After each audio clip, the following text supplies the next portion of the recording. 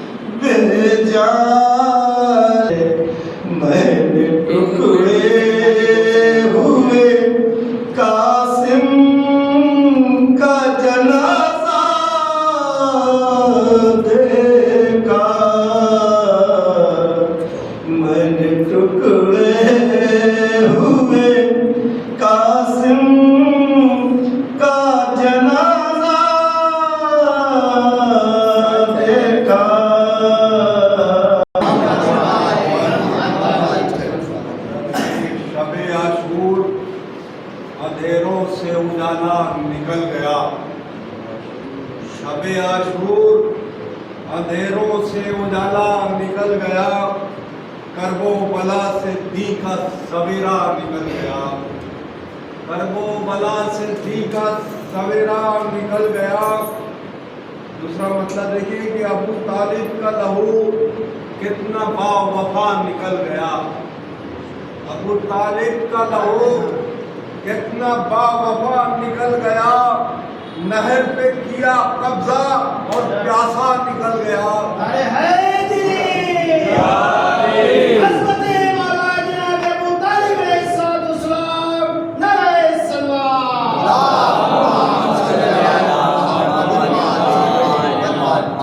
نہر پہ کیا قبضہ اور پیاسا نکل گیا۔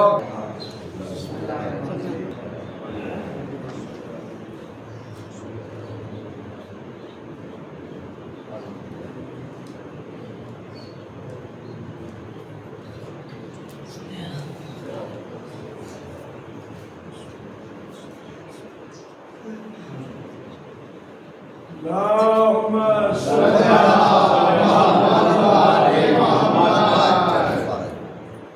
لا حول ولا قوة إلا بالله العلي العظيم۔ أعوذ بالله من الشيطان اللعين الرجيم، بسم الله الرحمن الرحيم۔ الحمد لله الذي لا يبلغ مسعته القائلون ولا يحصي نعمه العادون ولا يودي حقه المجتهدون، الذي لا يدركه أذن الهمم ولا يناله غوث الفتن، الذي ليس لصفته حد محدود ولا نعت موجود ولا وقت معدود ولا عجل ممدود، فترى الخلائق قدرة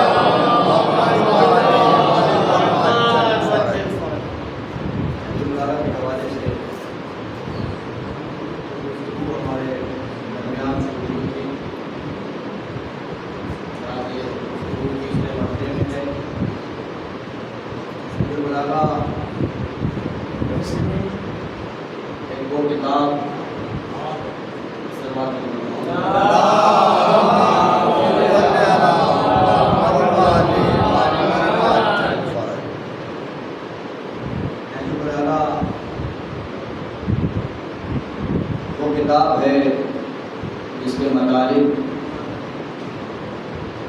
الہام الہائی کے عقیدات، نہج البلاغہ وہ کتاب ہے جس کے الفاظ لسان اللہ کے تکلم کا اثر، نہج البلاغہ وہ کتاب ہے جو فوق کلام مخلوق و تحت کلام الخالق، نہج البلاغہ مولا کائنات کا ایسا صحیفہ ہے جس سے بہتر صحیفہ نہ اس سے پہلے لکھا گیا، نہ اس کے بعد لکھا گیا، اور نہ ہی آنے والے وقت میں لکھا جا سکتا ہے۔ نہج البلاغہ اپنے تمام حقائق اور معارف کے ساتھ پوری دنیا کو چیخ کر بتا رہا ہے کہ اس کا متکلم، نہج البلاغہ کا متکلم علم لدنی کا مالک،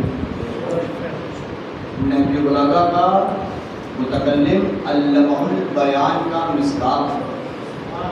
سورہ رحمان میں جو پروردگار عالم قرار رحمان علمہ البیان یا علمہ البیان کا مصداق اگر کوئی ہے وہ نہج البلاغہ کا متکلم۔ نہج البلاغہ جیسا کہ میں نے عرض کیا کہ یہ 3 حصوں کی ایک کتاب ہے، جس میں پہلا حصہ مولا علی کے خطبات ہیں، دوسرا حصہ مولا علی کے مکتوبات ہیں، تیسرا حصہ مولا علی کے علامات انکسار ہیں۔ خطبات کی تعداد 241، مکتوبات کی تعداد 79 اور کلمات انکسار کی تعداد 480۔ لیکن یہ جو مولا کائنات نے خطبات دیے ہیں، ان خطبات کو مولا علی نے اس انداز سے بیان کیا ہے، دنیا کی ہر چیز کو اس کے اندر آپ نے رکھ دیا۔ جیسے قرآن میں ہے لا رطب ولا یابس الا فی کتاب مبین، کہ دنیا کا ہر کچھ پتہ ہم نے قرآن کے اندر رکھ دیا ہے، 6666 آیاتوں کے اندر پوری دنیا سمیٹ دی ہے۔ اب یہ تمہاری اپنی ذمہ داری ہے کہ اپنے علم کو، اپنی سوچ کو، اپنی فکر کو اتنا بلند کرو کہ ہر چیز کو قرآن میں نظر آئے۔ فطری سی انداز میں مولا کائنات نے بھی نہج البلاغہ میں سب کچھ رکھ دیا۔ اب یہ انسانی فکر اور انسانی سوچ اور انسانی علم اتنا بلند ہونا چاہیے کہ وہ ان مطالب تک پہنچ سکے۔ یہ جو خطبات مولا علی نے بیان کیے ہیں، ان خطبات کو جمع کرنے کا کام کس نے کیا تھا؟ سید رضی۔ انہوں نے پوری نہج البلاغہ کو جمع کیا۔ سید رضی نے جب نہج البلاغہ کو جمع کیا تو خطبات میں سے کچھ خطبے تو ایسے ہیں جو مولا نے خطبے دیے ہیں، جو میں نے ایسے ہیں جو مولا نے باقاعدہ خطبے بھی دیے لوگوں کے درمیان بیان کیا. تو وہ تعداد جو مولا نے باقاعدہ خطبے دیے ہیں ان کی تعداد 123. 241 خطبوں میں سے جو خطبات جو بلاغہ کے ہیں اس میں جو مولا علی نے تعداد باقاعدہ خطبے دیے ہیں لوگوں کو مسجد کے اندر یا بازار میں کھڑے ہو کر یا میدان میں یا جنگ جیتنے کے بعد یا جنگ کے جاتے وقت یا حالت جنگ میں جہاں جا کے مولا کو موقع ملا اور آپ نے خطبہ دیا ان کی تعداد 123 جو باقاعدہ خطبے کہے جاتے ہیں. اس کے علاوہ 110 وہ خطبے ہیں جن کو خطبہ نہیں کہا جاتا بلکہ اس کو من کلام اللہ کہہ کے سید رضی نے نقل کیا ہے کہ یہ بھی مولا کے کلام میں سے ایک کلام. 110 ایسے ہیں. 4 خطبے ایسے ہیں جس کو خطبہ نہ کہہ کر قال علیہ السلام کے نام سے نقل کیا ہے. 123 110 235 223 اور 4 235 اور 4 237. باقی کے 4 خطبے جو نہج البلاغہ میں نقل ہوئے ہیں وہ دعا کے عنوان سے مگر یہ دعا کی تعلیم ہے. اس طرح سے یہ تعداد 241 پہنچتی ہے. 123 مکمل خطبے ہیں جو مولا نے باقاعدہ خطبے دیے ہیں. 110 من کلام اللہ کہہ کر ان کے کلام میں سے کلام ہے یہ جو انہوں نے بڑا مقام پر دیا تھا. 4 وہ ہیں کہ جو قال علیہ السلام کہہ کے نقل کیے گئے ہیں اور 4 بعنوان دعا. 123 110 4 اور 4 آپ ٹوٹل کریں 241 کا فگر آپ کے ہاتھ میں آ جائے. اب ان خطبات میں مولا نے بیان کیا بھی ضرورت ہے. ان خطبوں میں بیان کیا کیا گیا ہے اس کی طرف تھوڑی سی توجہ کریں انشاءاللہ. کچھ باتیں اس کے حوالے سے کہ مولا علی نے ان خطبات میں ان چیزوں کی طرف ہم کو متوجہ کیا ہے. سلوات پڑھیں پر محمد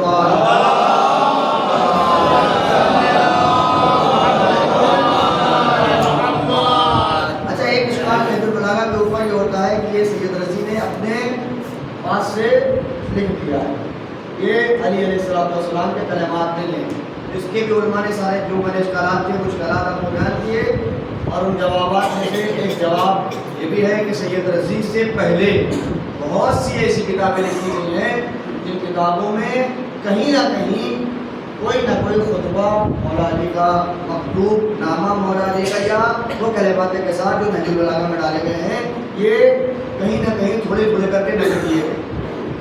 سید رضی کے ولادت سے پہلے یہ پیدا بھی نہیں ہوئے تھے وہ خطبات دوسری کتابوں میں نقل ہیں.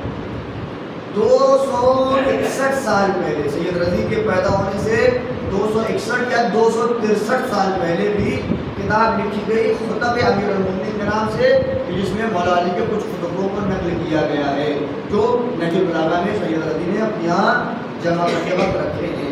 ان خطبات کا اس جگہ پایا جانا بتا رہا ہے کہ یہ خطبہ سید رضی کا اپنا خطبہ نہیں ہے بلکہ یہ مولا علی کا تھا جو کہیں نہ کہیں پہلے محفوظ تھا.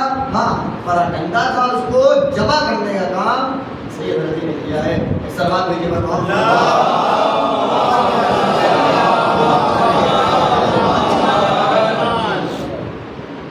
پھر ان خطبات میں نام بھی رکھے سید رضی نے.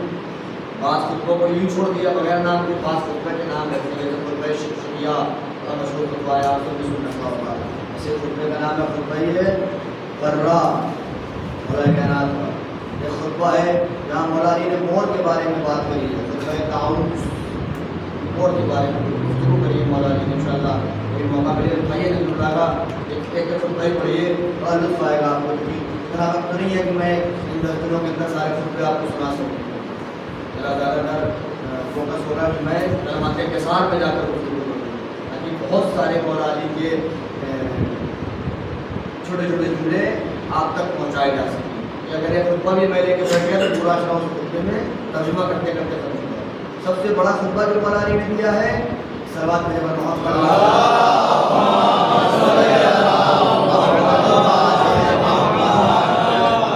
سب سے بڑا خطبہ جو مولا علی نے دیا وہ 17 صفحے پر ہے.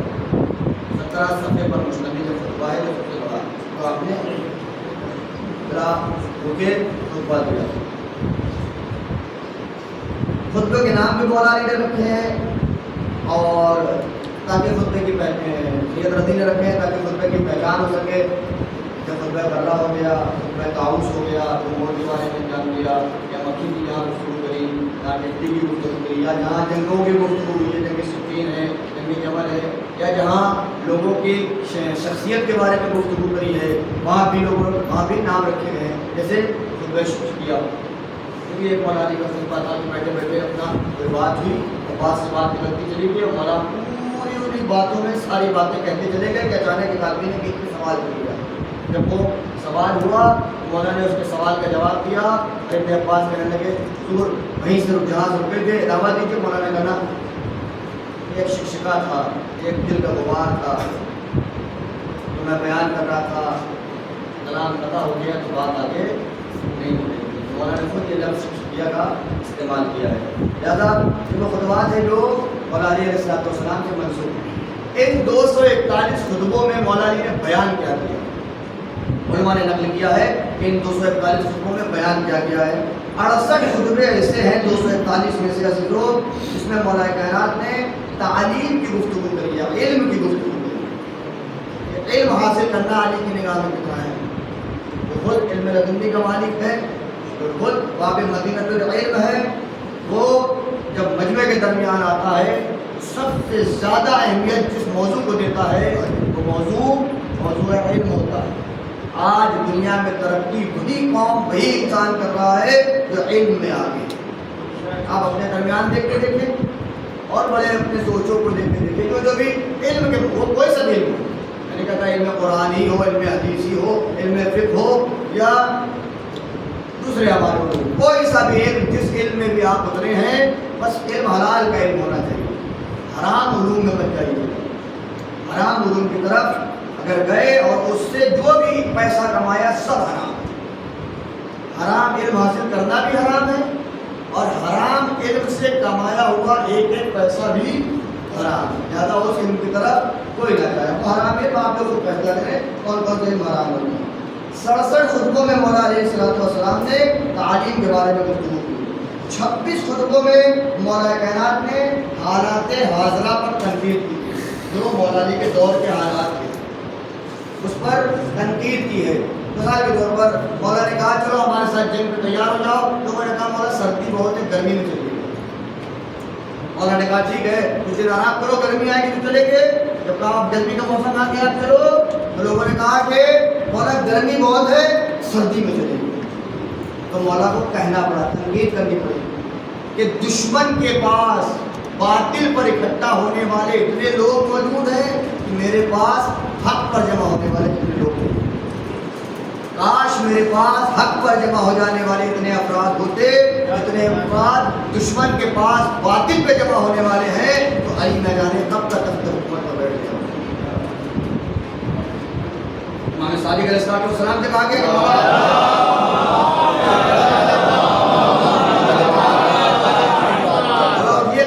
ہم آپ کے ساتھ ہیں. مولانا نے کہا اگر ہمارے پاس کربلا کے جیسے 22 لوگ ہوتے تو میں قیام کرتا.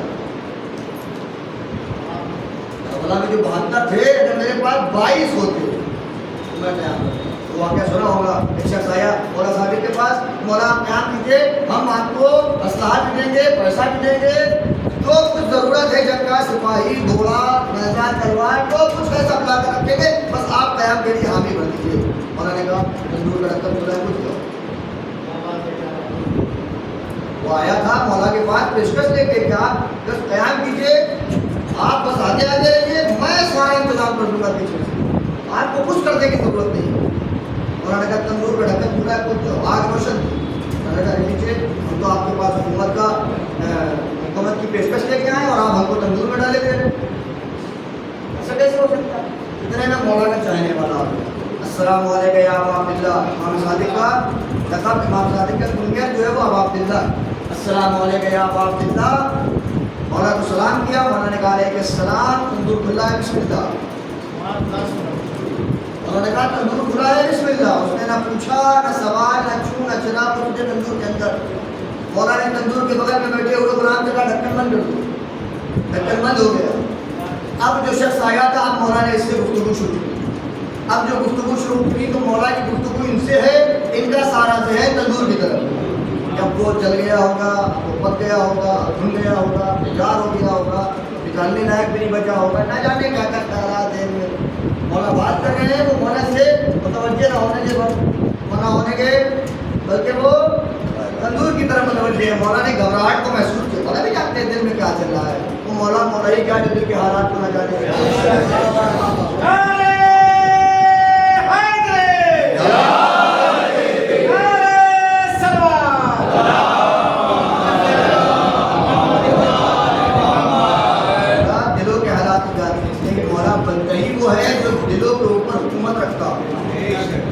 اللہ نے جب پہلی بار مولا بنایا تھا تو یہ کہا تھا الستو اولا بانفسکم, کیا میں تمہارے دلوں پر تم سے زیادہ حکومت نہیں رکھتا, تم سے زیادہ حق نہیں رکھتا. جب لوگوں نے کہا ہاں ہمارے دلوں پر, ہمارے نفسوں پر آپ کا حق ہم سے زیادہ ہے, تب کہا تھا من کنتم مولا وہذا علی مولا, یہ وہی مولا جو ولایت رکھ لو امام صادق کی طرف. امام جان رہے ہیں کہ ہاں بدل بیٹھا ہوا انسان پریشان ہے, وہ پریشان ہے. آگے دیکھیے تو اندر کیا حالات کا ہے. اب جو اندر تندور کا رکھر کھولا گیا, دیکھا گیا جو تندور میں گیا تھا اس سجدے میں سر رکھ کے سبحان ربی الاعلی,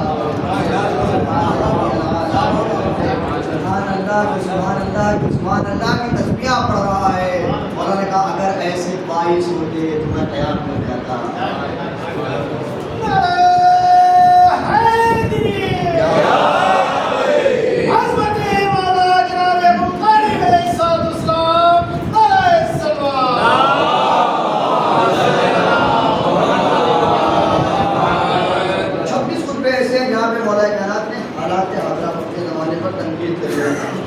اشخاص بھی موجود ہیں جہاں لوگوں کی شخصیت کو مولا کائنات نے اجاگر کیا. 15 خطبات ایسے ہیں جو مولا نے جس میں عوام الناس پر تنبیہ کی, توجہ کیا, ہوشیار ہو جاؤ, بڑا کام مت کرو, بڑا کام مت کرو, بڑا کام کرو گے تو یہ ہوگا, بڑا کام کرو گے تو یہ ہوگا. وہ جو تنبیہات مولا کائنات کی ہیں وہ 15 خطبوں میں مولا نے عام لوگوں کو جنت و جہنم کے مسائل کو بتایا ہے, لوگوں کو تنبیہ کری. 16 خطبات میں مولا علی نے زہد کی تعلیم دی. زہد, تقویٰ, پرہیزگاری, ایمان, ان سب چیزوں کی طرف مولا علی نے 16 خطبوں میں زیادہ توجہ کی ہے. 10 خطبات میں مولا علی نے الہیات کو بیان کیا ہے. اللہ, اس کی وحدانیت, اس کی عدالت, اس کا انصاف, اس کی رحمت, اس کی ربوبیت, ان سب چیزوں کی طرف مولا علی نے 10 خطبوں میں گفتگو کری. 9 خطبے میں مولا کائنات نے سرکار دو عالم کی ذات اور ان کی معراج کی گفتگو کری. رسول اللہ کی حقیقت, ان کو کیوں بھیجا گیا, ان کی شخصیت کیسے بنی, ان کا نور کیسے بنا, یہ اس عالم میں کیسے رہتے تھے, یہ اس عالم میں کیسے آئے ہیں, یہ اس عالم سے واپس اس عالم میں کیسے گئے, یہ ساری باتیں 9 خطبوں میں مولا علیہ السلام نے انجام دی. 10 خطبوں میں قوم کو قتال اور جہاد پر آمادہ کیا ہے. چلو ہمارے ساتھ جنگ کرو, چاہے وہ جنگ صفین ہو, چاہے وہ جنگ جمل ہو, چاہے وہ جنگ نہروان ہو, یا اس سے پہلے کی بھی جو جنگ ہو, جہاں جہاں مولا کو بولنے کا موقع ملا وہاں وہاں مولا بولے اور لوگوں کو ان سب چیزوں کے لیے آمادہ کیا. 8 خطبوں میں مولا علی نے تحقیق اور انذار کا سلسلہ جاری رکھا ہے. لوگوں کو جہنم اور اس کے عذاب, قبر اور اس کے عذاب سے ڈرایا ہے. لوگوں کو ان کے اعمال, بد اعمال نہیں, بد اعمال کے عقاب سے اور اس کے سزا سے ڈرایا ہے. 8 خطبے ایسے. 9 خطبوں میں مولا علی نے فطروں کا تذکرہ کیا ہے کہ کتنے طریقے کے فتنے دنیا میں برپا کیے جاتے ہیں. جو فتنے ہوتے ہیں یہ کتنے طریقے کے, انہوں نے کہا ہے کہ اولاد بھی فتنہ ہے, مال بھی فتنہ ہے, یہ سب چیزیں مولا نے فتنے کے عنوان سے گرائی. اب اس کی تفصیل ہے, اولاد فتنہ ہے تو کیوں ہے, مال فتنہ ہے تو کیوں ہے, یہ سب تفصیلیں ہیں جو انشاءاللہ اپنے موقع پر کبھی عرض کی جائیں گی. کوئی مختصراً نظر البلاغہ میں کیا کیا عرض کیا گیا ہے وہ میں بیان کرنا چاہ رہا ہوں. 6 خطبوں میں مختلف موضوعات پر مولا علی نے مناظرہ کیا. مختلف موضوعات پر, کبھی الہیات کی بات ہو گئی, کسی سے بات ہونے لگی, کوئی آ کے سوال جواب میں الہیات پر گفتگو کر لیا. کبھی عصمت کی بات ہو گئی, معصوم کیوں ہونا چاہیے نبی یا امام کو, تو عصمت کا مناظرہ ہوتا رہا. کبھی ارسال رسول پر بات ہو گئی کہ رسول کا بھیجنا کیوں ضروری ہے، بغیر رسول کی دنیا کیوں نہیں چل سکتی، اس پر گفتگو ہو گئی تو مولا علی نے اس پر مناظرہ کیا۔ 6 خطبوں میں دعاؤں کا سلیقہ سکھایا ہے، جیسا کہ میں نے کہا 4 خطبے دعاؤں پر مشتمل ہیں۔ 6 خطبوں میں مولا علی نے دعاؤں کا سلیقہ سکھایا ہے کہ دعا کیسے مانگی جائے۔ ہمارے یہاں دعا مولا علی کی جو سب سے زیادہ مشہور ہے وہ کون سی ہے؟ دعائے کمیل۔ یہ جناب کمیل کو مولا علی نے تعلیم دی۔ الہیات کے اوپر جتنی دعائیں نقل ہیں، اللہ کے اوپر الہیات کی جتنی دعائیں نقل کی گئی ہیں، دعائے کمیل سے زیادہ محکم اور مستند دلائل کہیں نہیں پائے۔ جتنی بہترین گفتگو مولا علی نے دعائے کمیل کے اوپر کری ہے، دعائے کمیل میں اللہ کے اوپر کری ہے، اتنی بہترین گفتگو اور کسی دعا میں نہیں پائی جائے۔ کبھی موقع ہوا تو دعائے کمیل کے اوپر انشاءاللہ گفتگو کی جائے گی۔ 4 خطبوں میں مولا علی نے اللہ کے اوصاف کو بیان کیا ہے، اس کے وصفیں بیان کیے، وہ کیا کیا ہے، وہ قہار ہے، وہ جبار ہے، وہ رحمان ہے، وہ رحیم ہے، ہمارے لیے یوم الدین ہے، اور جتنی صفتیں اللہ کی جو بیان کیا کہ کتنی صفتیں ہیں،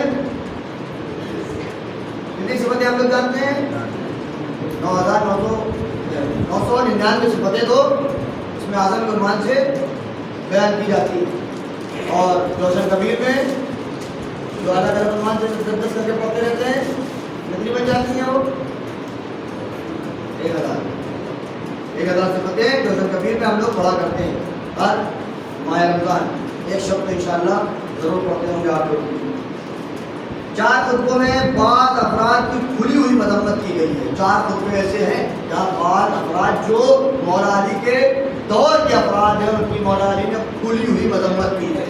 یہی 4 خطبے ایسے ہیں جو سید رضی نے جو اپنی کتاب میں جمع کر دیا کہ یہ منافقین کے گلے کی ہڈی بن گیا۔ یہ 4 خطبے ایسے ہیں جہاں مولا علی نے باقاعدہ نام لے کر گفتگو کری ہے۔ اب یہاں کہا جاتا ہے جو کہ آپ نے ان کی برائی کری اور وہ برائی نہیں کر سکتے کیونکہ یہ خود بھی وہی ہیں، صحابیات کی فہرست میں ہیں، لہذا یہ ان کا کلام نہیں ہو سکتا، جس کا جواب میں نے پہلی مجلس میں آپ کو دیا۔ 5 خطبوں میں احکام کو بیان کیا ہے مولا علی نے، احکام شرعی، نماز، روزہ، حج، زکوٰۃ، امر بالمعروف، جہاد اور بھی جو چیزیں ہیں، ادھر 5 خطبوں میں مولا علی علیہ السلام نے ان چیزوں کو بیان کیا ہے۔ 3 خطبوں میں مولا علی علیہ السلام نے نیک کردار اور مخلص افراد کی تعریف کی، جو نیک کردار ہوتے ہیں ان کی تعریف کی، ان کو یوں نہیں چھوڑ دیا کہ تم نے نیکی کر دی تو کر دی، نہیں، ان کی تعریف کے پل باندھے مولا علی نے 3 خطبوں میں۔ 2 خطبوں میں ابتدائی تخلیق بشریت کو بیان کیا گیا ہے، کہ وہ کیسے بنا، اس کی ابتدا کہاں سے ہوئی، انتہا کہاں ہونے والی ہے، کیا کرنے والا ہے۔ 1 خطبہ وصیت پر مشتمل ہے اور 1 خطبے میں مولا علی علیہ السلام نے زمین پر گفتگو کی، زمین کے حوالے سے، یہ زمین کیا ہے، اس کے اندر اللہ نے کون کون سی خوبیاں رکھی ہیں، اس کے اندر سے کیا کیا چیز اٹھتی ہے جو ہمارے لیے فائدہ مند ہے، ہم کن کن چیزوں کو استعمال کر سکتے ہیں، کون کون سی چیزیں ایسی ہیں جو ہمارے لیے استعمال کے لائق نہیں ہے۔ یہ مولا علیہ السلام نے نہج البلاغہ کے 241 خطبوں میں گفتگو کری۔ 1 خطبات میں مولا علی نے جہاں احکام کی گفتگو کری، وہاں نماز، روزہ، حج، زکوٰۃ کی گفتگو ہے، جہاں حیوانات کی گفتگو کری ہے وہاں مولا علی نے 65 حیوانوں کے نام لیے ہیں نہج البلاغہ میں جو موجود ہے، 65 حیوان کے نام، جہاں لوگوں کے بارے میں بیان کیا ہے، لوگوں کے نام لیے ہیں، وہ 167 نام ہیں جو مولا علی نے نہج البلاغہ میں لیے، اچھے یا برے، دونوں طرح کے لوگ، اچھے ہوں یا برے ہوں، 167 لوگوں کے نام مولا علی نے اپنے خطبوں میں لیے ہیں، 65 حیوانات کے نام لیے ہیں، 20 طرح کے نباتات، پیڑ پودے، کیا جڑی بوٹیاں، ان کو نباتات کہتے ہیں جو زمین سے اگتی ہیں، 20 طرح کی نباتات کے نام مولا علی نے لیے ہیں، 12 طریقے کے کواکب اور افلاک کے نام مولا علی نے نہج البلاغہ میں لیے ہیں، جو فضا کی دنیا سے، خلا کی دنیا سے مربوط ہے، اسپیس کی دنیا سے مربوط ہے۔ ادھر کی دنیا میں جب مولا علی نے گفتگو کی تو 12 نام وہاں کے لیے ہیں۔ اس کے علاوہ مولا علی علیہ السلام نے اپنے خطبوں میں 15 قسم کے زمین سے نکلنے والے معدنیات کے بارے میں بیان کیا۔ زمین سے جو نکلتا ہے وہ ہے کیا کیا، سونا، چاندی، جو بھی چیزیں ہیں جن کے نام زمرد ہو گیا، اوکیان ہو گیا، لولو ہو گیا، اور بھی بہت سے نام ہیں جو مولا علیہ السلام نے نہج البلاغہ میں استعمال کیے۔ 15 نام ہیں جو معادن زمین سے نکلتے ہیں، وہ مولا علی نے دیے ہیں۔ 13 شہروں کے نام مولا علی نے 43 شہروں کے نام مولا علیہ السلام نے اپنے 241 خطبوں میں لیے ہیں۔ وہ شہر بصرہ ہے، حجاز ہے، مکہ ہے، مدینہ ہے، اور اس طرح کے جو شہر پائے جاتے تھے جو مولا علیہ السلام نے لیے ہیں۔ تاریخ میں واقعات جو رونما ہوئے ہیں، ان واقعات کو 14 واقعات ایسے ہیں جو مولا علیہ السلام نے اپنے خطبوں میں جن کا تذکرہ کیا۔ یہ مولا علیہ السلام کے 241 خطبوں کی فہرست ہے، جس میں کیا کیا مطالب بیان ہوئے میں نے مختصراً آپ کے درمیان نقل کیا ہے۔ اب ان مطالب میں مولا علیہ السلام نے بعض جگہ پر آیات قرآنی کا بھی استعمال کیا ہے۔ کتنی آیات؟ 111 آیات ہیں جو مولا علیہ السلام نے استدلال کے لیے اپنی بات کو کہیں ثابت کرنے کے لیے جگہ جگہ آیت پڑھی ہے۔ 111 آیات ہیں جو 243 خطبوں میں مولا علیہ السلام نے پڑھی ہے۔ 38 حدیث ہیں جو رسول اللہ صلی اللہ علیہ وآلہ وسلم سے ہیں۔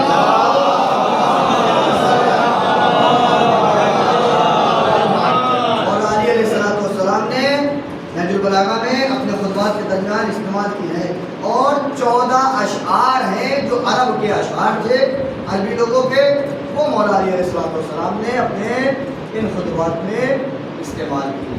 یہ مولا علی علیہ السلام کے نہج البلاغہ کے چیپٹر 1 کا ایک چھوٹا سا خاکہ تھا جو میں نے آپ کے درمیان رکھا۔ 241 خطبوں میں مولا علی نے اس طریقے سے پوری دنیا کو سمیٹا، اس طریقے سے لوگوں کو متوجہ کیا ہے، اپنے علم کا اظہار کیا ہے۔ مولا علی کو افسوس اسی چیز کا تھا، سلمان سے کہا کرتے تھے، سلمان میں وہ سینہ ڈھونڈ رہا ہوں جس سینے میں میں اپنا علم منتقل کر سکوں۔ یہ وہ سینہ نہیں ملتا کہ میں اپنا علم اس سینے میں منتقل کر سکوں۔ گاہے بگاہے جو مولا کو موقع ملتا تھا تو مولا اس طریقے سے گفتگو کر کے اپنے علم کو لوگوں تک پہنچانے کی کوشش کرتا۔ اسی نہج البلاغہ کا ایک جملہ جو میں نے سرنامہ سخن کل بھی قرار دیا تھا اور آج بھی قرار دیا، کل الناس رحمت پورے یہ لوگوں سے کہ عقل کے مطابق گفتگو کرو۔ کل کی جو بحث ہماری اور آپ کی ہو رہی تھی، اس بحث کو ہم سے کہا گیا ہے تھوڑی سی اور تفصیل کے ساتھ اشارتاً کچھ بیان کریں۔ میرے پاس 20 سے 25 منٹ کا وقت ہے، میں اسی وقت میں انشاءاللہ 2-3 باتیں اور جو آپ کے لیے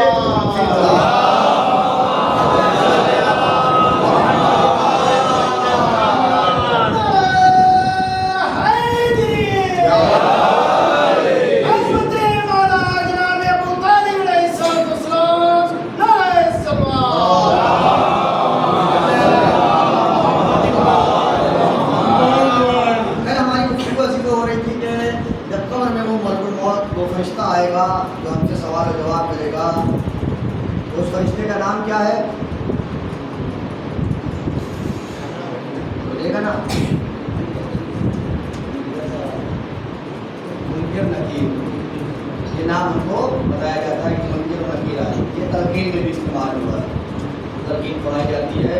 اذا آتاک الملکان المقربان رسولین من عند اللہ، اللہ کی طرف سے بھیجے ہوئے جو اللہ کے مقرب 2 فرشتے آئے، ان کا نام آخر میں منکر نکیر کہہ کر دیا گیا۔ میں نے جو گفتگو کل چھیڑی تھی کہ عقل ہمارے جو اللہ نے دی ہے، یہ عقل بے وجہ نہیں دی، تم کو دے دیا سوچو نہ سوچو جانور کی طرح زندگی دی۔ ہم میں اور حیوانات میں جو فرق ہے وہ صرف عقل کا ہے۔ یہ تو وہ بھی کھاتا ہے، ہم بھی کھاتے ہیں، وہ بھی دیکھتا ہے، ہم بھی دیکھتے ہیں، وہ بھی چیزوں کو سنتا ہے، ہم بھی سنتے ہیں، وہ بھی چیزوں کو لمس کرتا ہے، ہم بھی لمس کرتے ہیں۔ اس کے اندر بھی خواہشات نفسانی پائی جاتی ہے، ہمارے اندر بھی پائی جاتی ہے، شہوت اس کے اندر بھی، ہمارے اندر، ہر چیز میں ہم اور رحمان برابر ہے۔ فرق ہم میں اور رحمان میں صرف عقل کا ہے۔ وہ چلتا ہے بغیر سوچے چلتا ہے، ہم چلتے ہیں تو سوچ کے چلتے ہیں۔ وہ کھاتا ہے تو بغیر سوچے کھاتا رہتا ہے جب تک ختم نہ ہو جائے۔ ہم کھاتے ہیں تو پیٹ دیکھ کر کھاتے ہیں، اگر یہ بات ہوتے ہیں لیکن میرا پیٹ دیکھ کے کھاتے ہیں۔ ہم اور آپ کچھ بولتے ہیں تو سوچ کے بولتے ہیں کہ بولنا ہے کتنا لاؤڈ بولنا ہے. وہ جب شروع ہوتا ہے تو وہ بولتا رہتا ہے موقع ہے بناتا جو بھی بہرا جیسا جانور ہوگا وہ ویسی حرکت کرتا. ہم میں اس میں فرق صحیح ہے کہ ہم عقل رکھتے ہیں, اس لیے ہم کو پروردگار عالم نے اشرف المخلوقات بنایا ہے. ہاں یہ عقل کام کہاں کرتی ہے؟ عقل اس وقت آپ کو فائدہ پہنچائے گی جب عقل علم کے ساتھ ہو. اگر علم نہیں ہوگا تو یہ عقل فائدہ نہیں پہنچائے گی. عقل کا تعلق ہی علم سے ہے.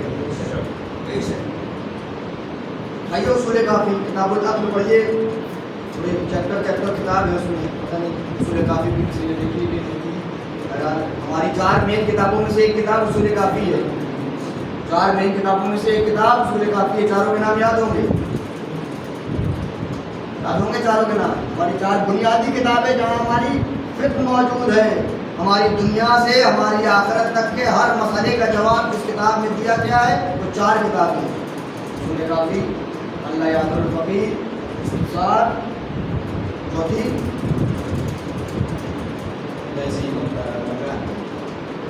یہ 4 مین کتابیں ہیں. اصول کافی کو جہاں شروع کیا گیا وہ شروع ہی کتاب عقل سے ہوئی. پہلی گفتگو عقل کے بارے میں شروع کی گئی. جتنی احادیث عقل کے بارے میں ہے وہ وہاں نقل کی گئی. تو عقل فائدہ وہاں پہنچاتی ہے جہاں علم ہو.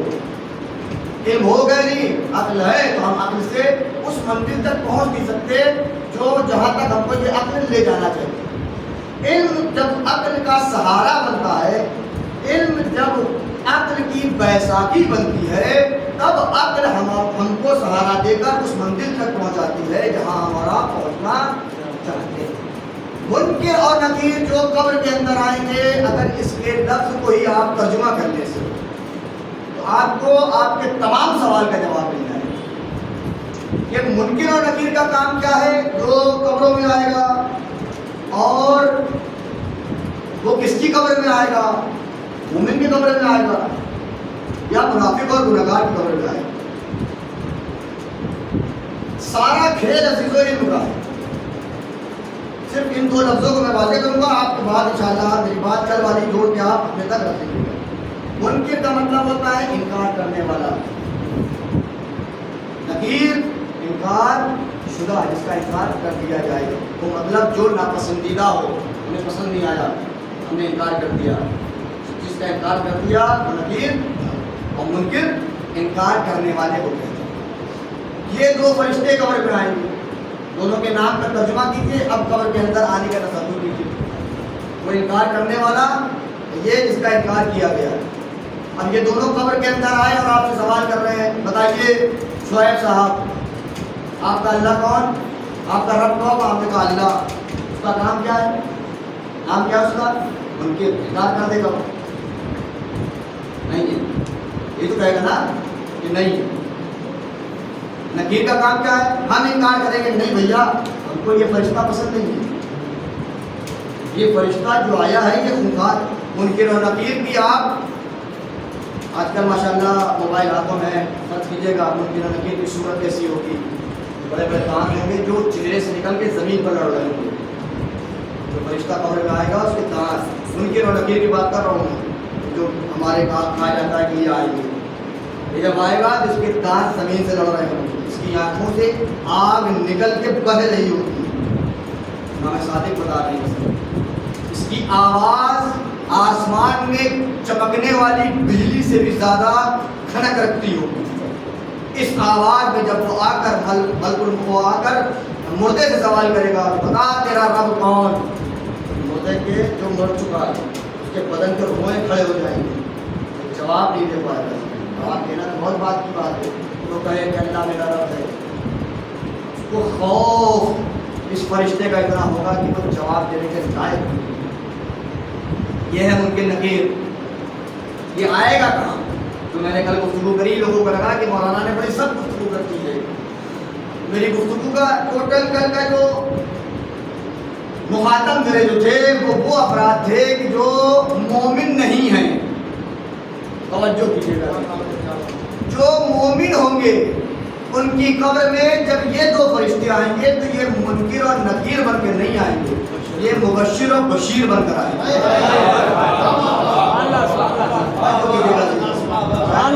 واضح ہوتا ہے جو مومن ہوں گے جب ان کی قبر میں یہی فرشتے آئیں گے جو ڈبل رول پلے کر رہے ہیں, ڈبل رول ہے ان کا. جب یہ مومن کی قبر میں جائیں گے, متقی اور پرہیزگار کی قبر میں جائیں گے, تو یہ مبشر و بشیر بن کر آئیں گے. کہ آپ سے سوال کریں گے تمہارا رب کون, آپ کہو گے اللہ میرا رب ہے, تو کہیں بے شک. کیا جواب, خوبصورت جواب. ہمارا رسول کون, محمد ہمارے رسول ہے, کہا بے شک کا خوبصورت جواب ہے. جب سوال ہوگا ولایت کا, آپ کہو گے نہیں ہمارا ولی ہے, ہم اس کو مولا مانتے ہیں, تو کہیں بے شک کیا خوبصورت سوال ہے, کیا خوبصورت جواب ہے. یہ مومن کے قبروں میں آئے. میری گفتگو کل مومن کے لیے نہیں چیز جو مومن ہے وہ اپنے اندر جھانکے گا کہ واقعی میں مومن ہوں, تو وہ مطمئن رہے کہ اس کی قبر میں منکر نکیر کو آنا ہی نہیں. جو آئے گا وہ مبشر و بشیر بن کر آئے گا. جب وہ مبشر و بشیر بن کر آئے گا تو وہاں لاٹھی نہیں چلے گی, وہاں نہیں چلے گا, پھر کچھ نہیں ہوگا. لیکن جو کافر ہے, اللہ کے وجود کا انکار, اس کے نبی کا انکار, اس کے ولیوں کا انکار, یار روایات میں جہاں جہاں میں نے مطالعہ کیا, جس کتاب کو میں نے کھولا منکر و نکیر کے حوالے سے, جس عالم سے پوچھا میں نے منکر و نکیر کے حوالے سے, انہوں نے کہا یہ منکر و نکیر دو طرح کے لوگوں کی قبر میں جائیں گے, ایک کافر, ایک گناہگار. گناہگار میں قید نہیں لگائی انہوں نے کہ گناہگار ہے کافر. انہوں نے کہا مومن بھی اگر گناہگار ہے تو اس کی قبر میں بھی منکر و نکیر ہے. یہ نہ سوچے کہ ہم بس لا الہ الا اللہ محمد رسول اللہ علی ولی اللہ کہا مومن ہو گئے, مومن ہو گئے تو ساری مشکلیں آسان ہو گئی, اب ختم. جو دل میں آئے کرتے چلے جاؤ علی کے نام پر, علی کی ولایت کے نام پر, علی کی ولایت کے نام پر جتنا گناہ کر سکتے ہو کر لو, چونکہ ہم علی علی کر رہے ہیں, قبر میں وہ آ جائیں گے, قبر میں وہ آ جائیں گے, بخشوا دیں. جو یہ سوچ کر گناہ کر رہا ہے, کیونکہ ہمارے یہاں سے ممبر سے اسی عنوان سے جنت بانٹی جاتی ہے, من بکا علی حسین ابکا دوا کا, جو بھی روئے رلائے رونے جیسی صورت بنائے, وجہ وہ جنت لے جاؤ, یہ جنت ہمارے ابا کی, تم کو ہمارے نام لکھ کے جاؤ. اتنی آسان نہیں ہے پھر جنت, اور نہ ہی اتنی آسان جہنم, سو اتنی آسانی سے جہنم مل جائے. جنت میں جانے کے لیے جنت کے لائق بننا پڑے گا. اس عزا خانے میں آنے کے لیے عزا خانے میں آنے کے لائق بننا پڑتا ہے. ظاہری نجاست کو دور کرتے ہیں تب ہم عزا خانوں میں آتے ہیں. جسم کو پاک کرتے ہیں, پاک و پاکیزہ لباس پہنتے ہیں, اگر پیر ہاتھ میں کہیں گندگی لگی ہے تو اس کو دھو کر عزا خانے میں آ کر اس کو چھوڑتے ہیں. جب اس ظاہری عزا خانے میں آنے کے لیے ہم کو اپنی ظاہری گندگیوں کو دور کرنا پڑتا ہے, تو وہ جو پروردگار عالم نے باطنی عزا خانہ ہمارے لیے جنت کی صورت بنا رکھا ہے, جب اس جنت کے عزا خانے میں ہمیں پہنچنا ہے تو پھر وہاں جانے کے لیے ہم کو باطنی نجاستوں کو دور کرنا پڑے گا. اور اگر ہم نے وہ باطنی نجاستیں دور نہیں کری تو پھر قبر میں منکر اور نکیر آئیں گے, مبشر و بشیر نہیں آئیں گے.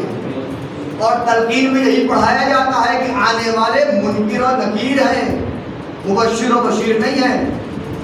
سب کو یہ پڑھوایا جاتا ہے.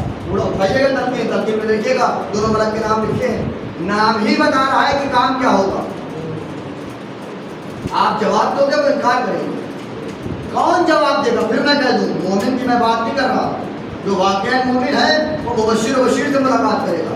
جو مومن گناہگار ہے تو کہتا تو ہے کہ ہم علی کی ولایت پر عمل کرتے ہیں, لیکن علی کی بتائی ہوئی باتوں پر عمل نہیں کرتا. ولایت کے معنی کیا ہے؟ ولایت کے معنی ہے حکومت کے, یعنی ہم علی کی حکومت میں زندگی جی رہے ہیں. جب علی کی حکومت میں زندگی جی رہے ہیں, جیسا کہ میں نے کل کہا تھا, شاید پرسوں کہا تھا کہ حکومت کا مطلب یہ ہے کہ حکومت کے قوانین کو ماننا پڑے گا, سنویدھان کو ماننا پڑے گا. اگر یہ نہیں مانا تو یہی حکومت رکھے گی اپنے ملک میں لیکن ڈالے گی جیل کے اندر. یہی حکومت رکھے گی آپ کو اسی ملک میں لیکن سزا دے گی کہ آپ نے ہمارے ملک کے قوانین کو نہیں مانا. تو جب دنیاوی حکومت میں یہ قانون پایا جاتا ہے, جو اخروی حکومت ہے وہاں یہ قانون نہیں ہوگا. لہذا قبر کو اگر مبشر و بشیر سے روشن کرانا ہے تو ایمان کو روشن رکھیے. قبر میں اگر منکر و نکیر کو بلانا ہے جو کرنا چاہے گا. اب مولانا صاحب بچے کیسے منکر و نکیر سے, یہ بھی سوال ہے. یہ بھی ایک سوال ہے. بچے کیسے؟ تو بچنے کا طریقہ یہی ہے، ان باتوں پر عمل کریں جو باتیں اہل بیت کی سکھائیں. دو چیزیں یاد رکھیں بس، کسی چیز میں عمل کرنے کو کون کریں. واجبات چھوٹنے نہ پائیں، محرمات انجام پانے نہ پائیں. یہ فارمولہ بنا لیجئے، کوئی واجب چھوٹے گا نہیں. مستحبات اگر کر لیا تو کرا، نہیں کرا تو نہیں کرا، کوئی بات. واجب نہ چھوٹے اور حرام چیزوں سے دوری بنی رہے، حرام چیزوں کے قریب نہ جائیں. تب کل علی ہماری قبر میں آ کر کہیں گے کہ ہاں اے محترم نذیر، اپنے دوسرے روپ میں آؤ تو بشیر و بشیر بن کر ہمارے اس خاص بندے کا خیال رکھو. کیونکہ جب ہم قبر کے اندر نکالے جائیں گے تو قبر میں سب سے پہلا فرشتہ جو داخل ہوگا وہ رومان ہوگا. رومان، اس کو امام سجاد نے صحیح میں سجادیہ میں یاد کیا ہے. رومان فرشتے کا نام ہے جو ہمارے فائل جو ہم اعمال انجام دے رہے ہیں، اچھی بری جو بھی اعمال انجام دے رہے ہیں، جو فرشتے دائیں بائیں بیٹھ کے لکھ رہے ہیں، ان کی جو فائل تیار ہو رہی ہے، ان فائل پہ مہر لگانے آئیں گے. جو قبر میں پہلا فرشتہ آئے گا جس کا نام رومان ہے، وہ ہماری فائل کو مہر لگا کے بند کر کے گلے میں ڈال دے گا. اب حشر کے میدان تک یہ فائل ہمارے گلے میں ٹکی رہے گی. وہاں یہ فائل کھولی جائے گی، وہاں اعمال کا حساب و کتاب ہوگا. وہاں جا کر اہل بیت شفاعت کریں گے. قبر سے لے کر وہاں تک پہنچنے کی ذمہ داری آپ کی اپنی ہے. یہ میں نہیں کہہ رہا، یہ وہی امام کہہ رہا ہے جس کی فقہ کو مان کر آپ فقہ جعفری میں عمل کرنے والے ہیں. وہ امام کہتا ہے کہ ہم تمہارے لیے شفاعت کو روز حشر اپنے ذمے پر رکھتے ہیں. جو ہماری محبت رکھتا ہے، جو ہمارے اولاد کی محبت رکھتا ہے، جو ہمارے جن پر ہوتا ہے، ہم اس میدان میں تمہاری مدد کے لیے حاضر ہیں. شفاعت وہاں کی جائے گی. لیکن یہ جو عالم برزخ ہے، قبر کے گڈھے میں گرنے کے بعد حشر کے میدان میں اٹھائے جانے تک کا مرحلہ، یہ مرحلہ تم کو خود طے کرنا ہے. ایسے اعمال کر کے آؤ کہ یہ تمہارے اعمال تمہاری قبر کو روشن رکھے. اگر ایسے اعمال کر کے آؤ گے کہ تمہارے اعمال ہی تمہاری قبر کو اندھیری بستیوں میں بدل دے تو اس کے ذمہ دار تم خود ہو. اور اگر یہ خیال آپ کے ذہنوں میں ہے کہ قبر کو بھی روشن کر دیں گے گناہوں کے باوجود، تو یہ خام خیالی ہے. ذہن سے نکال دیجیے، بالکل نکال دیجیے. میں ممبر کے تقدس کی قسم کھا کر کہہ رہا ہوں کہ گناہگار مومن بھی قبر کے گڈھے میں جا کر فشار قبر سہے گا. آزادی نہیں. کوئی یہ نہ سوچے کہ ہم کو آگے مولا بخشوا دیں. نہیں ایسے تو یہ ایک لالی پاپ ہے جو دیا جاتا ہے، اس کو مت لیجیے گا بالکل.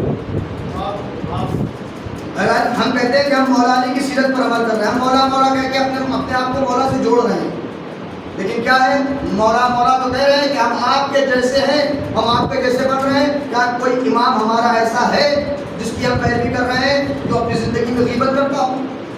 اگر کوئی امام ایسا ہے تو ہم کو بتائیے کہ امام غیبت کرتا ہے تو ہم بھی اس کی پیروی کرتے ہوئے غیبت کر رہے ہیں. کل قبر کے گڈھے پر کہہ دیں گے مولا آپ کرتے تو ہم نے کر دیا. ایسے امام کی پیروی کر رہے ہیں آپ. کوئی امام ایسا ہے آپ کا جو جھوٹ بولتا ہو نعوذ باللہ؟ کوئی امام ایسا ہے آپ کا جو غیبت کرتا ہو، جو حسد رکھتا ہو، جو دنیا بھر کی برائیاں، نامحرموں کو دیکھنا، نامحرموں کی باتیں کرنا، یہ سب کرتا ہے کوئی امام جس کی آپ پیروی کرتے ہیں؟ پیروی کا دعویٰ کرتے نہیں، دعویٰ کرتے ہیں. جس امام کی پیروی کا دعویٰ کرتے ہیں، اگر آپ کا امام ایسا ہے تو بلا شک کرتے رہیے، کیونکہ میرا امام ایسا نہیں جس کو ہم نے پڑھا ہے، جس کو ہمیں نمبر سے بتایا گیا، جس کو ہمیں کتابوں سے نقل کیا گیا. وہ امام اپنی پوری زندگی نہ جھوٹ بولا، نہ غیبت کیا، نہ محرموں کی طرف، نہ برائیوں کی طرف. بہرحال یہ سب تو بہت زیادہ ہو جائے گا اگر میں الفاظ استعمال کروں گا، وقت نہیں ہے. بس یہ سمجھ لیجیے کہ ہم اس امام کی پیروی اور اتباع کا حکم رکھتے ہیں کہ ہمیں ان کی پیروی اور اتباع کرتے ہیں. اس امام سے ترک اولا بھی نہیں ہوتا. وہ ترک اولا جو جناب آدم سے کہا جاتا ہے ہو گیا، وہ ترک اولا وہ امام سے بھی نہیں ہوتا. آپ ایسے امام کے ماننے والے، ایسے امام کے ماننے والے امام کے جب قبر میں پہنچیں گے اور ایک پرندہ بندھا ہوا گناہوں پہ لے کر جائیں گے، امام کہے گا کیوں کر دیا ہے؟ شرم سے آنکھیں نہیں نکلیں. تب جو فرشتے آئیں گے وہ منکر و نکیر ہوں گے. جب منکر و نکیر آئیں گے تو اپنے نام کے حساب سے کام کریں. لیکن اگر ہمارے پاس جو پرندہ ہے اس میں گناہ کم ہے، بہت بہرحال انسان ہے، گناہ ہمارا کر سکتے ہیں، لیکن وہ گناہ کر سکتے ہیں جو بھولے بھٹکے ہو جائیں. اور بھولا بھٹکے ہونے کے بعد اللہ نے توبہ کا دروازہ کھولا ہے کہ ادھر گناہ ہو جائے، اگر احساس ہو گیا کہ گناہ کیا تو فوراً توبہ کرو، بیٹھے نہ رہو انتظار میں یوسف کے بھائیوں کی طرح، آج نہیں کل نہیں پرسوں نہیں نرسوں، پوری زندگی گزر گئی، اللہ نے آخر میں توبہ کرنے کی چھین لیا، توبہ کرنے کی توفیق ہی چھین لی، یوسف کے بھائی توبہ ہی نہیں کر پائے۔ ہمارے لیے توبہ کا دروازہ کھلا ہے، ویسے ہی کھلا، گناہ ہوں گے کیونکہ ہم معصوم نہیں ہیں، کیونکہ ہم معصوم نہیں ہیں لہذا گناہ کے راستے ہمارے لیے ہموار ہیں، لیکن گناہوں پر مصر ہو جانا، جب 3-4 آدمی بیٹھے تو 5 کی برائی کر رہے ہیں۔ آج کل تو نہ جانے اسٹیٹس کا کیا عالم ہے، جب جس کا اسٹیٹس کھول لو تو گانے بھرے پڑے ہیں، محرم تشریف پہ ابھی ہٹا دیا محرم کے لیے، لیکن جس کا اسٹیٹس، گاڑی بھی خریدا ہے نئی گاڑی تو گانا لگا ہوا ہے، نئے گھر کی اوپننگ ہو رہی گانا لگا ہوا ہے، بچہ پیدا ہو گیا گانا لگا ہوا ہے، کیا ہے؟ اگر ان سارے گانوں کے ساتھ آپ امام کی خدمت میں جاؤ گے تو سوچو گے کہ وہ ملکی نکیر کا آتے مبشر و بشیر ہے قبر کے اندر۔ اگر ایسا سوچ کے جا رہے ہیں تو غلط راستے پر جا رہے ہیں۔ کل میں اسی چیز کو بیان کر رہا ہوں کہ جو منکر و نکیر آ کر کے لاٹھی چلائیں گے وہ ایسے لوگوں کے لیے جنہوں نے گناہ کو گناہ سمجھنا بند کر دیا ہے۔ سب سے بڑا گناہ ایمان بیٹے، سب سے بڑا گناہ یہ ہے کہ تم گناہ کو ہلکا سمجھ لو، سب سے بڑا گناہ۔ اور جس نے گناہ کو ہلکا سمجھ کر گناہ کر لیا، یہ مان کے چلیے کہ وہ توبہ کی طرف کبھی نہیں جائے گا، کیونکہ اس کو احساس ہی نہیں ہے کہ میں نے گناہ کیا۔ اور جب یہ احساس بڑھ جائے کہ مجھ سے گناہ سرزد ہو گیا ہے تو پھر اللہ توبہ کی توفیق چھین لے۔ اب جب بغیر توبے کے قبر کے اندر جاؤ گے اور سوال ہوگا تمہارا امام کون، تو کہو گے علی، تو پھر سوال کرنے والا لاٹھی مارے گا، کہنا نہیں یہ غلط بیانی سے کام لے رہے ہو، کیونکہ تم نے اصلاً گناہ کی طرف توجہ نہیں کری تھی۔ یہی کام یزید نے کیا، گناہ کو گناہ سمجھنے سے ہی انکار کر دیا۔ یزید نے سب سے بڑا کام گناہ جو تھا کہ ہم گناہ کو گناہ نہیں مانتے۔ کوئی بھی مقام ایسا نہیں جہاں وہ شراب لے کر نہ جاتا۔ یزید کے دور میں جتنے نمازی نماز پڑھ رہے تھے مسلوں پر الٹیاں کرتے تھے شراب میں، اٹھا کر دیکھیں حکومت شام کے حالات کو، جتنے حکومت شام میں نمازی اور مسلی موجود تھے جو پیش امامت کر رہے تھے، سرکاری طور پر پیش امام بنائے گئے، مسلے پر آ کر صبح کو الٹیاں کرتے تھے، تب کھڑے ہو کر نماز پڑھا۔ انہوں نے گناہ کو گناہ سمجھا ہی نہیں۔ صبح کی 4 پڑھا دیا، ٹوکنے والے نے ٹوکا تو 4 ہی کم تھوڑی پڑھایا، سبھی پڑھایا نا، جمعے کی بدھ کو پڑھا رہے، کوئی برا مان نہیں رہا، محارم سے تعلقات کو جائز قرار دیا جا رہا، کوئی برا مان نہیں رہا۔ علی کو 70,000 ممبروں سے گالیاں بکوائی جا رہی، اعوذ باللہ اعوذ باللہ۔ اپنے والے فکر ہے جب تک جمعے کے خطبے میں گالی نہ بکی جائے جمعے کا خطبہ پورا نہیں مانا جاتا تھا۔ گناہ ہے لیکن گناہ کو گناہ مانا نہیں جا رہا، کیونکہ گناہ کو گناہ نہیں مانا جا رہا تھا، اس لیے امام حسین علیہ السلام نے یزید کی بیعت سے انکار کیا۔ اس کی بیعت کا مطلب، اس کے یہاں ہاتھ پہ ہاتھ رکھنے کا مطلب یہ ہے کہ میں بھی اسی فکر کا حامی ہو جاؤں گا کہ میں بھی گناہ کو گناہ نہیں، جہاں گناہ کو گناہ نہ مانا جائے، ہلکا سمجھا جائے، کیا ہے صبح کی نمازیں چھوٹی غیبتیں کرتی بھائی کہاں کہہ رہے اوپر دیکھا جائے آپ یہ دبا لیے کیا کریں، اور سی جو چیزیں ہیں دنیا میں اب آپ لوگ خود ہی لیتے جائیں، میں وقت نہیں ہے اس طرح زیادہ جاؤں گا نہیں۔ سب سے بڑا گناہ کو ہلکا سمجھنا، اور جو بھی گناہ کو ہلکا سمجھتا ہے پھر وہ اہل بیت کے پیروکاروں میں سے نہیں ہے، جو اہل بیت کے پیروکاروں میں سے نہیں ہے پھر اہل بیت اس کی مدد کے لیے حاضر نہیں ہے۔ یہ دو چار والی بات ہے، کوئی راکٹ سائنس نہیں ہے کہ میں اس کے لیے الگ سے بیٹھ کے آپ کو سمجھاؤں۔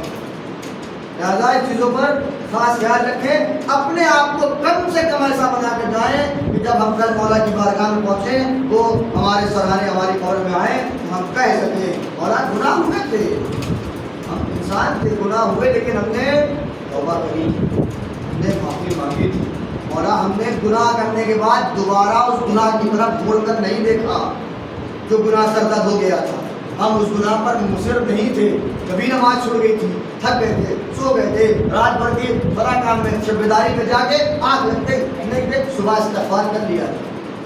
اس کے بعد ہم نے کئی دنوں تک مسلسل اپنے آپ کو پابند بنایا تھا, پھر چھوٹ گئی کسی دن, پھر ہم نے توبہ کر لی.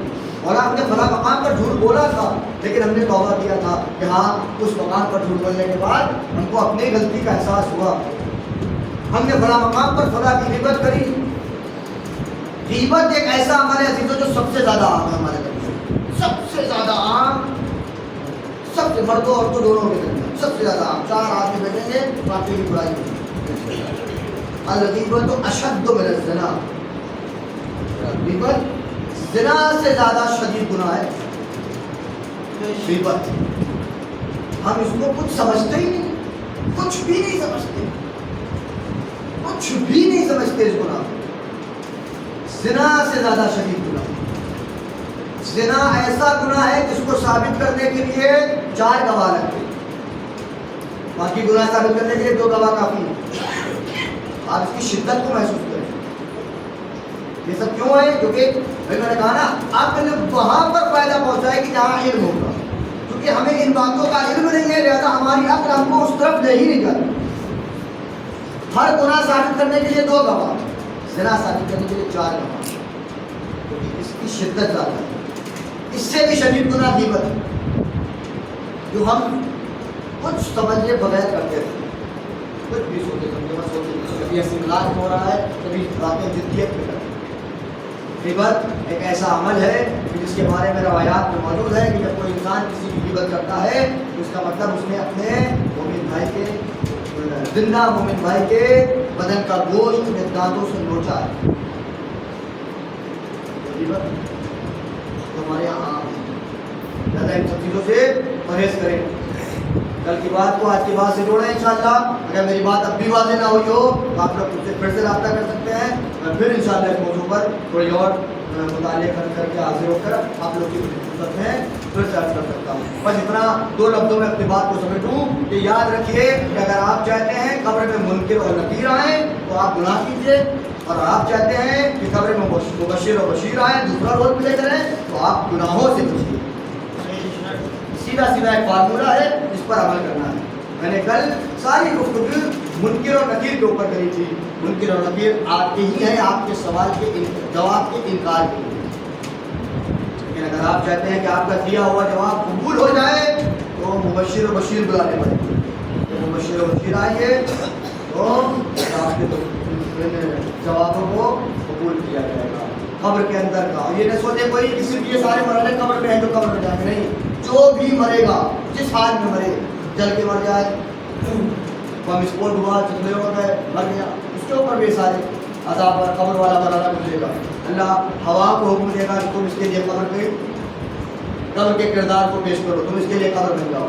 جو پانی میں ڈوب کیا مر گیا, لاشیں نہیں ملی, اللہ پانی کو حکم دے گا تم اس کے لیے قبر بن جاؤ. یہ روایت کی باتیں امام ائمہ معصومین علیہ السلام کو پوچھا گیا, انہوں نے کہا کہ ہاں ضروری نہیں ہے کہ جو انسان زمین کے اندر دفنایا گیا وہی عذاب قبر محسوس کرے گا, نہیں. جو جس حال میں مر جائے گا, جہاں مرے گا, اللہ اس کو اس حال میں عذاب قبر سے گزارے گا. اب اگر وہ مومن ہے, جیسا مومن اللہ اور اس کا رسول چاہتا ہے ایسا مومن ہے, تو پھر مبشر و بشیر کی بات ہے. اور اگر وہ مومن ہے جو ایمان کے نام پر گناہ کر رہا ہے, پھر منکر اور نکیر. اب یہ ایمان کو باقی کیسے رکھنا ہے, ایمان کے مرحلے میں کیسے رہنا ہے, ایمان کے مرحلے میں آگے کیسے بڑھنا ہے, صرف اہل بیت کی پیروی ایک طرح راستہ ہے جو آپ کو ایمان پر باقی رکھ سکتے. آپ دیکھیے پوری زندگی جنہوں نے گناہ میں گزار دی,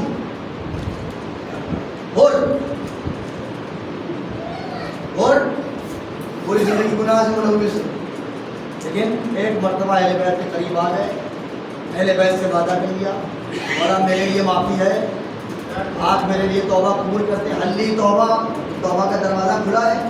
میں نے کہا ہاں کھلا ہے, آپ معافی مانگو. میرے معاف کیا, میرے اللہ نے معاف کیا. وہ ہر جو گناہوں میں ملوث تھا, جس کے قبر میں منکر و نکیر کو آنا تھا, اس نے اپنے آپ کو ایسا بنایا کہ اب جو آئے گا وہ مبشر و بشیر بن کر آئے گا. بیت کے در سے وابستہ ہونے کے بعد اس راہ کی طرف گیا نہیں جس راہ پر پہلے چلتا تھا. بعض مورخین نے کربلا کے حوالے سے لکھا ہے کہ جب امام حسین علیہ السلام اور عباس کے جنازے سرکاریں پہنچے ہیں تو مولا عباس کی شہادت کے بعد ایک مرتبہ پھر امام حسین نے سر اٹھایا اور کہا کہ تم میں سے کوئی اب بھی ایسا ہے جو ہمارے اہل بیت کا دفاع کرے، ہماری ناموس کا دفاع کرے؟ تو بعد مورخین کہتے ہیں 2 آدمی ادھر سے روتے ہوئے آتے، 2 سگے بھائی روتے ہوئے آتے، بھائی وہ ہم سے مدد مانگے اس حال میں صبح سے یہ لوگ انہی اہل بیت کے اوپر حملہ کر رہے ہیں، یہ 2 لوگ انہی اہل بیت کو مار رہے ہیں۔ عباس کو نہ جانے تیر مارا ہوگا، اکبر کو نہ جانے تیر مارا ہوگا، قاسم بھی ہو سکتا ہے گھوڑوں کے دوڑانے میں شامل ہوئے ہوں اور محمد کے قتل میں شامل ہوئے، دونوں بھائی دونوں آئے حسین کی ڈیڈی کے پاس، ہم آپ کی مدد کریں۔ مولا نے معاف کیا، ایسا معاف کیا کہ وقت کا امام آج کھڑا ہو کر سلام پڑھتا ہے، السلام علیکم یا اصحاب الحسین۔ ہماری آپ کی اوقات کیا ہے ہم سلام پڑھیں مولا پر؟ وقت کا امام سلام کرتا ہے۔ وہ یہ 2 لوگ اگر میرا روایت صحیح ہے، وہ لوگ ہیں جنہوں نے زندگی میں ایسے ایسے گناہ کیے تو ہم سوچ بھی نہیں سکتے، لیکن اگر حسین کے دروازے آ گئے، حسین نے معافی دے دی، تو پھر آپ وقت کا امام کھڑا ہو کر ان کو سلام کر رہا ہے، اصحاب حسین تم پر ہمارا سلام ہے۔ یہ توبہ کا دروازہ ہے جو ہمارے لیے بنایا گیا ہے، اپنے آپ کو بنائیں حسین کے بارگاہ میں حاضر ہو کر اس رضا خانے میں جہاں بھی دل کرے اپنے سچے دل اور محکم ارادے کے ساتھ حسین کی بارگاہ میں توبہ کریں، حسین کے خدا کی بارگاہ میں توبہ کریں کہ معبود ہم سے جو گناہ ہو گئے آج کے بعد ہم گناہوں کی طرف مڑ کر نہیں دیکھیں گے، ہمارے گناہوں کو معاف کر دے، ہماری ساری منزلوں کو آسان کر دے۔ اب جو حسین معاف کریں گے تو پھر حسین ایسا معاف کریں گے کہ تمہارا دین حسین کے دین سے نہ بھی ملتا ہو، تم حسین کے خدا کو نہ مانتے ہو، تم حسین کے نبی کو نہ مانتے ہو، تم حسین پر ایمان نہ رکھتے ہو، لیکن اگر تم حسین کے دروازے آ گئے تو تم ایسے پاک و پاکیزہ بنا دیے جاؤ گے کہ امام تم پر سلام کرے گا۔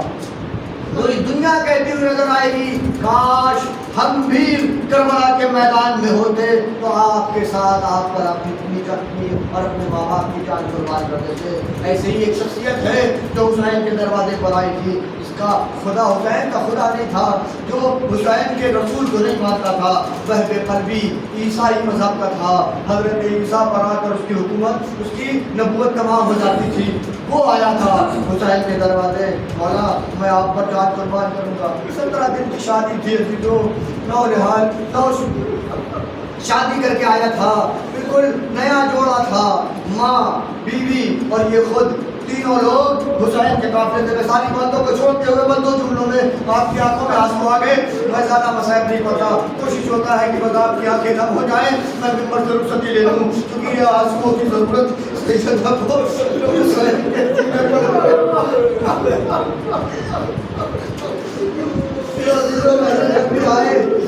قلبی نے اجازت مانگنی شروع کرے گی، مولا آپ کو اجازت دیتے ہیں، میں قلبی کی بیوی نے ہاتھ کو پکڑ لیا، پیسے کیسے جا رہے ہو؟ میں نہیں جانے دوں گی۔ کیوں نہیں جانے دو گی؟ ارے تم نے تو کہہ رکھا تھا جاؤ حسین پر جان قربان کر دو۔ ہاں میں تمہیں قربان ہونے سے نہیں روک رہی، لیکن وعدہ کرو تم اس شہادت کے بعد جنت چلے جاؤ گے، وعدہ کرو کہ تم جنت میں میرے بغیر قدم نہیں رکھو گے۔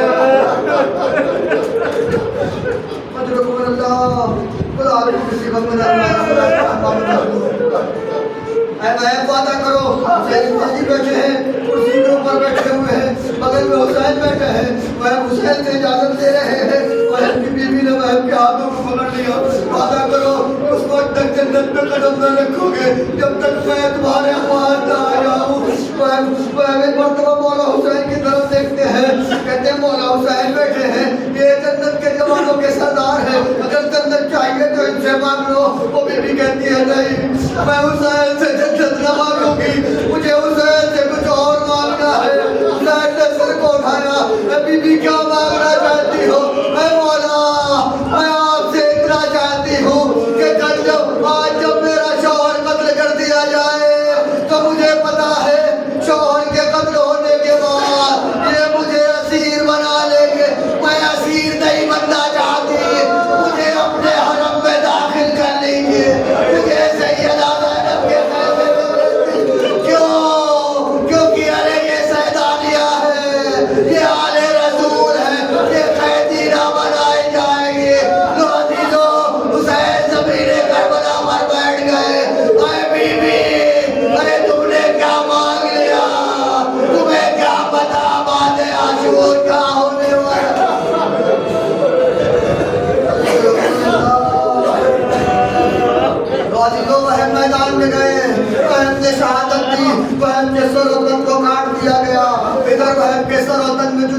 وقت تھا ادھر غیب کی بیوی بھی بہن کے دفاع کے لیے کربلا کے میدان میں پہنچ گئی. پوری تاریخ کربلا میں ایک واحد خاتون ہے جس کو شہادت نصیب ہوئی ہے.